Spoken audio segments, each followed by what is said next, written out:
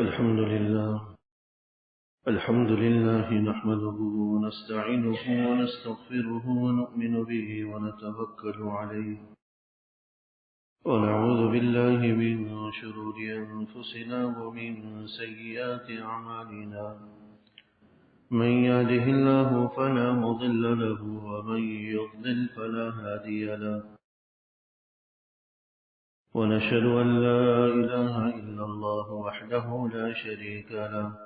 ونشهد أن سيدنا وسندنا ونبينا ومولانا محمدا عبده ورسوله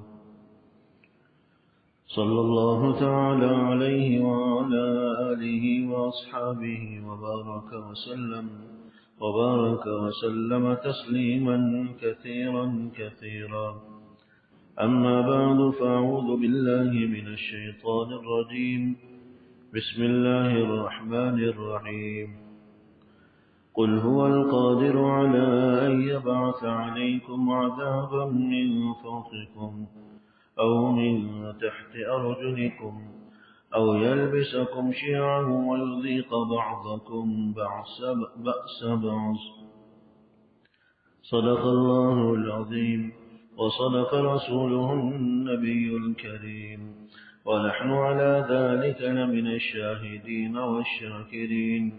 والحمد لله رب العالمين. میرے قابل احترام بزرگوں محترم سامعین، اللہ جل شانہ نے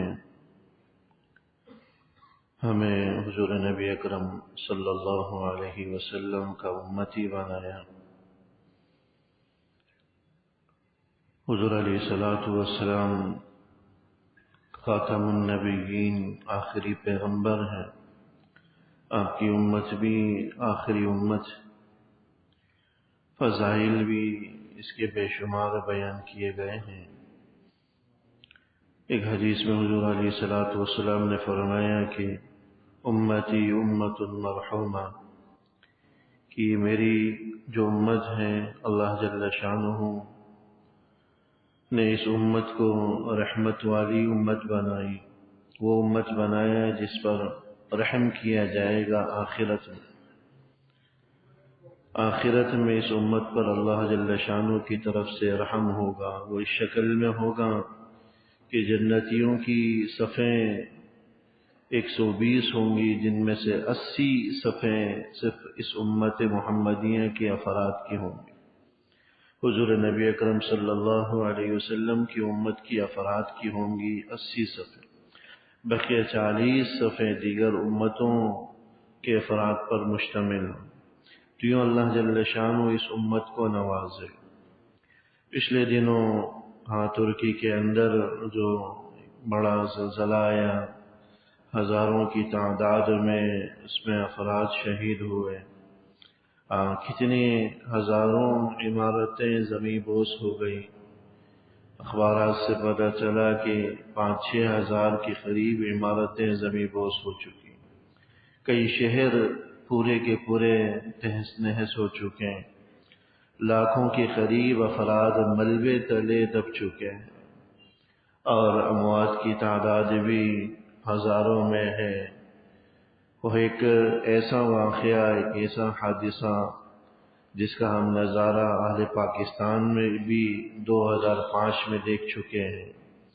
جب ان علاقوں کے اندر کوہاٹ، بالا کوٹ، ان جگہوں کے اندر،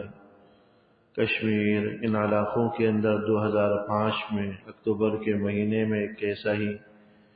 اللہ جل شانہ کی طرف سے ایک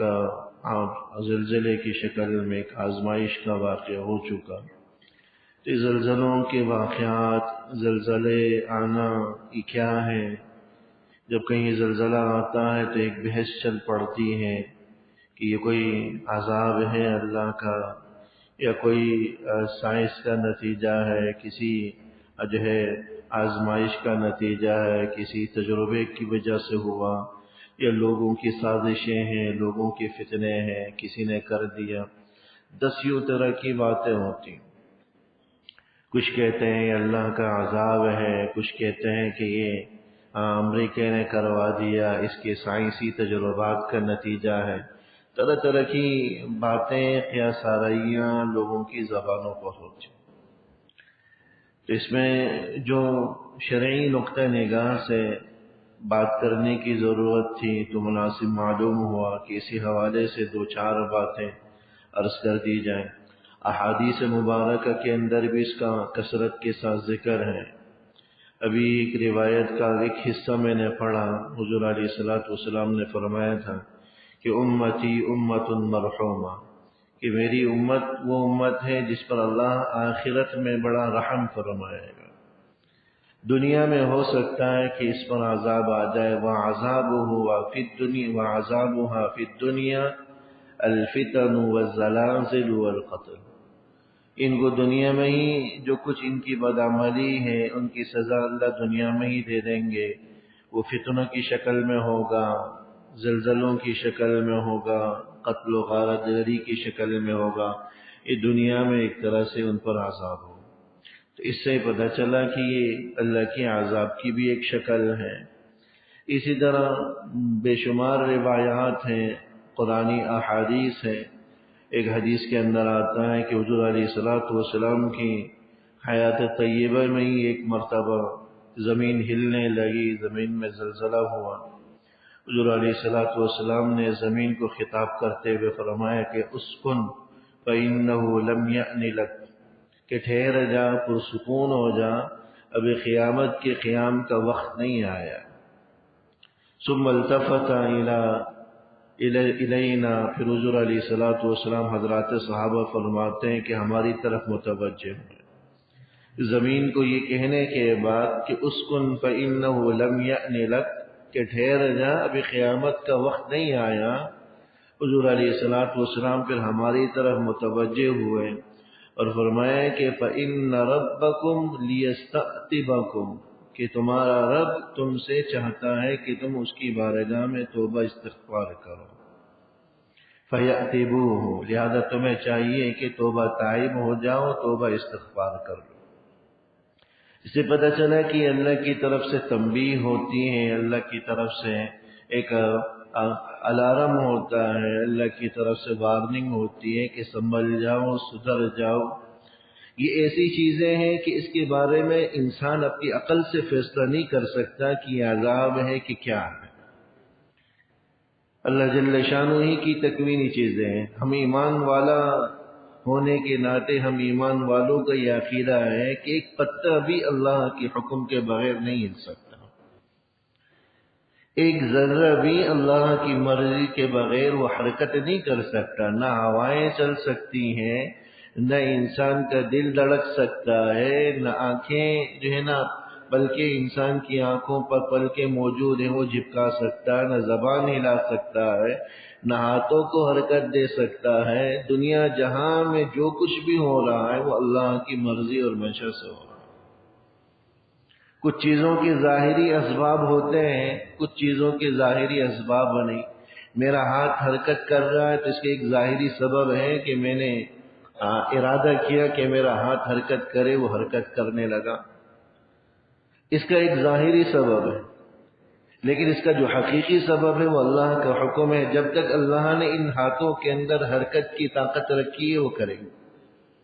جب اللہ سلب کر لے تو ان سے حرکت سلب ہونا ہے. تو جب تک اللہ کی طرف سے اجازت ہوگی یہ دل دھڑکے گا، اس کے اندر حرکت ہوگی، دھک دھک ہوگی. جب اللہ کی طرف سے حکم ہوگا تو یہ رک جائے گا، انسان کی دنیا سے جانے کا وقت آ جائے. تو کچھ چیزوں کے کچھ ظاہری اسباب ہوتے ہیں، کچھ چیزوں کے ظاہری اسباب نہیں ہوتے ہیں اور عقل سے انسان فیصلہ نہیں کر سکتا.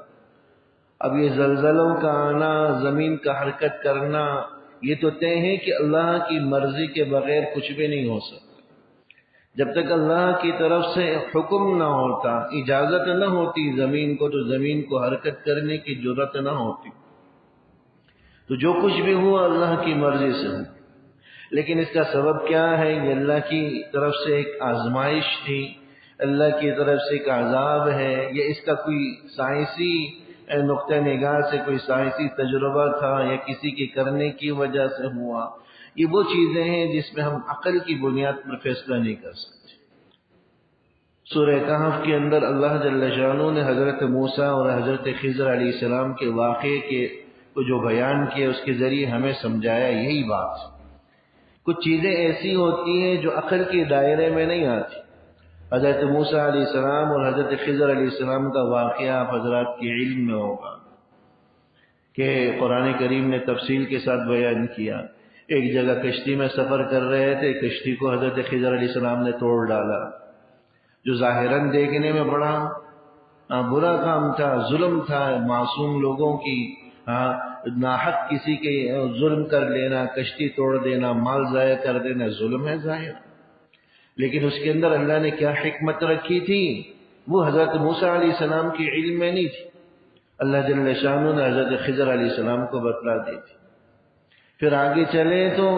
آج ہے وہ ایک بچے کو قتل کر دیا، معصوم سا بچہ۔ اب ظاہراً دیکھا جائے تو بہت بڑا ظلم نظر آتا ہے، جرم نظر آتا ہے، لیکن اللہ نے اس کے اندر کیا حکمت رکھی تھی وہ حضرت موسیٰ علیہ السلام کے علم میں نہیں تھی، دنیا والوں کو نہیں پتا، لیکن اللہ جل شانہ نے ان کو بتلا دی۔ ایسے ہی دوسرا تیسرا واقعہ، اس واقعے کے ذریعے اللہ جل شانہ صرف ہمیں یہی سمجھانا چاہ رہے ہیں کہ دیکھیے جن چیزوں کے اندر انسان اپنی عقل سے فیصلہ نہ کر سکتا ہو ان معاملات پر تفویض کا، سپردگی کا عقیدہ اور سپردگی کا انسان کو عمل اختیار کرنا چاہیے کہ اللہ ہی ان معاملات کو بہتر جانتا ہے کہ یہ کس نسبت سے آئی، اس کے اندر حکمت کیا تھی، مصلحت کیا تھی، یہ اللہ کی طرف سے ایک پکڑ تھی، اللہ کی طرف سے آزمائش تھی، عذاب تھی، یا کوئی سائنسی تجربہ، یہ ہم کچھ نہیں کہہ سکتے، اللہ ہی اس کی حکمتیں بہتر جانتا۔ ہاں کچھ ظاہری فوائد یا ظاہری حکمتیں جو اس قسم کے واقعات سے ہماری طرف متوجہ ہوتی ہو یہ ہیں کہ اللہ ایسے موقع کے ذریعے ہمیں ذرا قیامت کے حال سے روشناس کرا کہ قیامت کا جو گڑگڑاہٹ ہوگی، قیامت کا جو زلزلہ ہوگا وہ تو اس سے بھی کہیں زیادہ ہو۔ اذا زلزلت الارض زلزالها واخرجت الارض اثقالها، زمین اپنا سب کچھ باہر نکال کر پھینک دے جب وہ قیامت کے قیام کا زلزلہ آئے۔ تو یہ چھوٹے چھوٹے نمونوں کے ذریعے اللہ جل شانہ ہمیں تنبیہ فرما رہے ہیں، اللہ جل شانہ ہمیں تنبیہ کر رہے ہیں کہ دیکھیں ایک وہ زلزلہ ہے جو اللہ جل شانہ نے طے کر رکھا ہے، جو قیامت کے قیام کا ہوگا، اس کی شدت کتنی زیادہ ہوگی جب یہ معمولی زلزلوں کی شدت، معمولی زلزلوں کی جب اتنی شدت ہے، جب اللہ جل شانہ کی طرف سے قیامت کے قیام کا فیصلہ ہوگا، اس وقت جو زلزلے آئیں گے اس کی کیا شدت ہوگی، اس وقت کیا جو ہے نا انسان کی قسم پرسی کا عالم ہوگا، انسان کی عجز انکساری کا عالم ہوگا۔ یہ مناظر ہمیں ان زلزلوں کے ذریعے دکھلائے جا رہے ہیں۔ تو جہاں جو مسلمان اس حادثے کا شکار ہوئے، شہید ہوئے، ان کے لیے دعاؤں کی ضرورت ہوتی ہے، زخمیوں کے لیے دعاؤں کی ضرورت ہوتی ہے، جن کا جانی مالی نقصان ہوا ان کی مدد و اعانت کی ضرورت ہوتی، ساتھ ساتھ ہم اور آپ کے لیے یہ در حقیقت تنبیہ ہوتی ہے کہ اللہ کی بارگاہ میں توبہ طائب، توبہ و استغفار کا اہتمام کریں۔ جس طرح کہ خود حضور علیہ السلام کے زمانے میں جب یہ واقعہ ہوا، حضرات صحابہ کی طرف متوجہ ہو کر آپ نے یہی بات ارشاد فرمائی تھی کہ فَإِنَّ رَبَّكُمْ لَيَسْتَعْتِبَكُمْ، کہ اس سے تمہارا رب یہ چاہتا ہے کہ تم اللہ کی بارگاہ میں توبہ طائب ہو جاؤ، فَيَأْتِبُوهُ، لہذا تمہیں چاہیے کہ توبہ استغفار کا اہتمام کرو۔ تو حکمتیں جو بھی ہوں، وجوہات کچھ بھی ہوں، اسباب کیا ہوں، اس کے در پہ ہم اور آپ کو ہونے کی ضرورت ہے، نہیں بحثوں میں پڑھنے کی ضرورت ہے۔ اس سے جو ہمیں اور آپ کو عبرت کی جو چیز حاصل ہو رہی وہ یہی ہے کہ اللہ کی طرف سے تنبیہات ہیں، ایسے موقع پر ہمیں اللہ کی طرف متوجہ ہونے کی اور توبہ و استغفار کا اہتمام کرنے کی، گناہوں سے اجتناب کرنے کی ضرورت ہے۔ بعض روایات کے اندر کچھ گناہوں کے پھیل جانے پر زلزلوں کے آنے کا ذکر، حضرت سیدہ عائشہ رضی اللہ تعالی عنہا سے کسی نے پوچھا، اے ام المؤمنین یہ زلزلے کیوں آتے ہیں؟ حضرت سیدہ عائشہ رضی اللہ تعالی عنہا نے 3 اسباب اس کے بیان کیے کہ جب تم دیکھو کہ خواتین نامحرموں کے لیے خوشبو اور عطر کا استعمال کرنا شروع کر دیں۔ دوسرا سبب بیان فرمایا کہ جب تم دیکھو کہ خواتین نامحرموں کے لیے بہانہ ہونے لگے، اور اسی طرح تیسرا سبب بیان کیا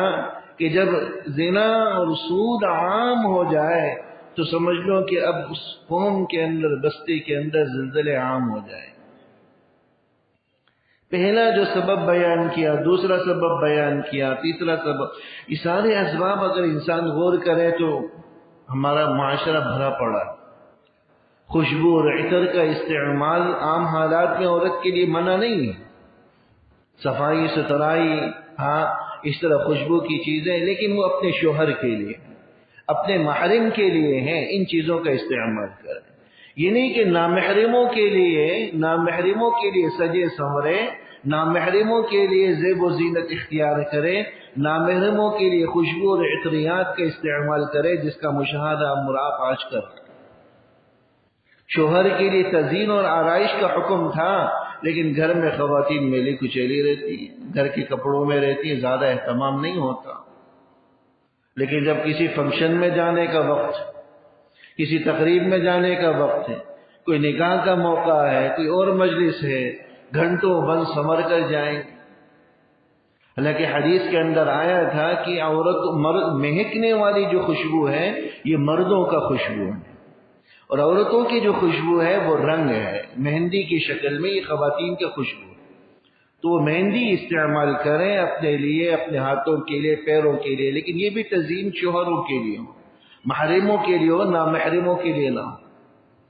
تو فرمایا کہ جب تم یہ دیکھو کہ خواتین خوشبو اور عطریات کا استعمال کریں نامحرموں کے لیے، نامحرموں کی مجلسوں میں جانے کے لیے، جس کا مشاہدہ ہمارا آپ کر رہے ہیں، بلکہ شوہر صاحب کی بھی ترغیب ہوتی ہے، اللہ معاف کرے، ایسی ذہن بن چکا ہے کہ بھائی مجلس میں جا رہے ہیں، ذرا بن صبر کر چو، کپڑوں کا اہتمام کرو، اچھے لباس کا اہتمام کرو، میک اپ کرو، یہ زینت کرو، وہ زینت کرو، بننے سنورنے کی ترغیب شوہر کی طرف سے دی جا رہی ہے۔ ہاں اگر خواتین کی مجلس ہے تو تب تو ٹھیک،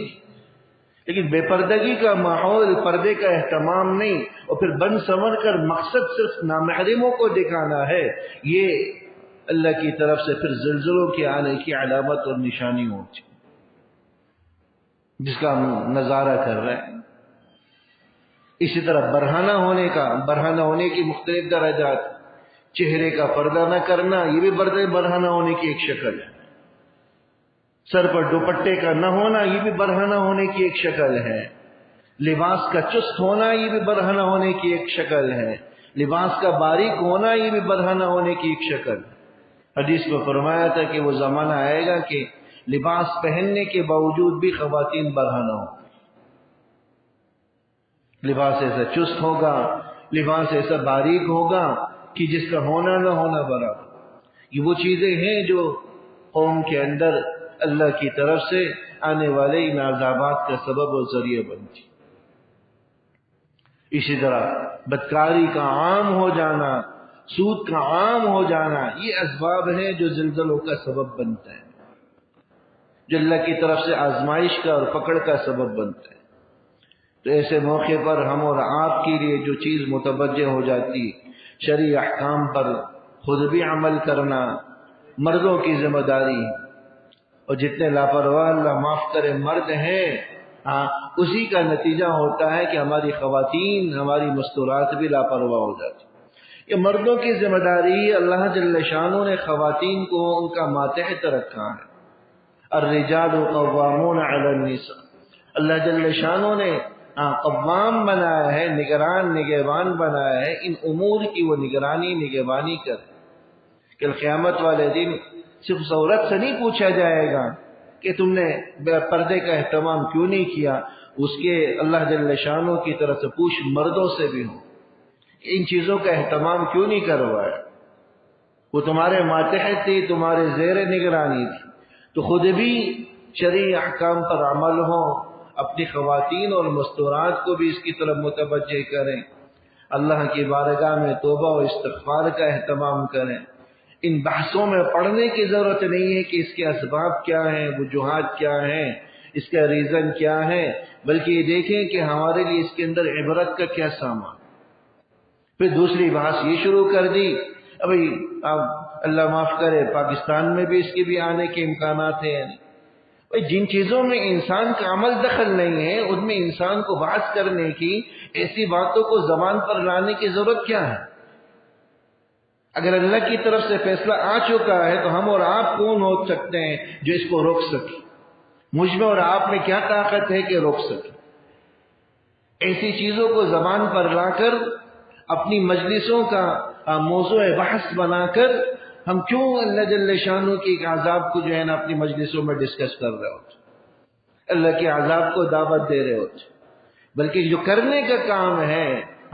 ان چیزوں سے سکوت کر کے توبہ و استغفار کا اہتمام کریں، اللہ کی بارگاہ میں توبہ طائب ہو۔ اگر اللہ کی طرف سے مقدرات ہیں، طے شدہ ہیں، تو دنیا کی کوئی طاقت نہیں روک سکتی، لیکن جس چیز باقی نہیں ہوئی ان کے درپے ہو کر، ان کی تجسس میں لگ کر، اس حوالے سے مباحثہ کر کے خوف و ہراس پھیلانا، یا اللہ کی عذابات کا تذکرہ کر کے اللہ کی عذابات کا تذکرہ کر کے پہلے سے ہی اس کے لیے ماحول کو جو ہے نا ماحول کو بنانا، یہ کوئی دانشمندانہ عمل نہیں۔ اس لیے اس قسم کے موضوعات سے انسان گریز کرے، اس بحث میں نہ پڑے تو کیا ہونے جا رہا ہے، یہ ہماری دسترس کی چیزیں نہیں ہیں، نہ ہماری جو ہے نا مجلسوں کا موضوع بحث۔ کرنے کا جو عمل ہے وہی اللہ کی بارگاہ میں توبہ استغفار کا ہو، اہتمام ہو، اللہ سے پناہ مانگے، کیونکہ اللہ نے جب فیصلہ کر دیا ہے تو پھر کوئی نہیں روک سکتا۔ اے اللہ اس قسم کے زلزلوں سے ہماری حفاظت فرما، آزمائشوں سے ہماری حفاظت فرما، ایسے سانحات حادثات سے ہماری حفاظت فرما۔ ہمارا ملک جن آزمائشوں کے ساتھ جو آزمائشوں سے گزر رہا ہے، معاشی اعتبار سے، امن و امان کے اعتبار سے پہلے ہی جو ہے نا ابتر حالت ہے، اے اللہ ہم مزید ابتری سے تحمل نہیں کر سکنے والے، اے اللہ مزید آزمائشوں سے ہماری حفاظت فرما۔ یہ دعاؤں کا وقت ہے، نہ کہ اس قسم کی باتوں کو موضوع مجلس بنانے کا، موضوع بحث بنانے کا وقت۔ اور جو حادثات کا شکار ہو چکے ہیں ان کے لیے انسان سے جتنا ہو سکتا ہو دعاؤں کا اہتمام، امداد و تعاون کا اہتمام، اس سے انسان کو دریغ نہیں کرنا چاہیے۔ اللہ جل شانہ مجھے اور آپ کو عمل کرنے کی سنت ہے۔